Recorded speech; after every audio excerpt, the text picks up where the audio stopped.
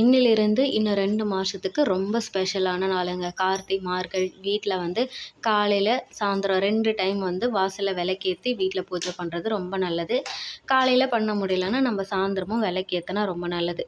நான் வந்து ஒரு 10 மணிக்கா வந்து வீட்டில் வந்து பூஜை பண்ணியிருந்தேன். ஆப்பிள் வச்சு சிம்பிளாக வந்து பூஜை பண்ணிவிட்டு சாயந்தரமும் பண்ணிடலாம், வீட்டில் விளக்கேற்றலாம் அப்படின்னு சொல்லிட்டு தான் வச்சுருந்தேன்.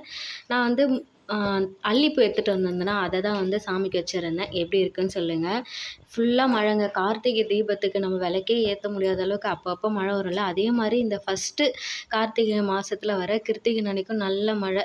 இப்போவே இப்படி இருக்குது, இன்னும் கிருத்திகைலாம் கார்த்திகை மாதத்துல எப்படி இருக்குன்னு தெரிலங்க. ஃபுல்லாக காலையிலேருந்து நல்ல மழை வந்துகிட்டே இருக்குது. நல்லாயிருக்கு கிளைமேட்டு.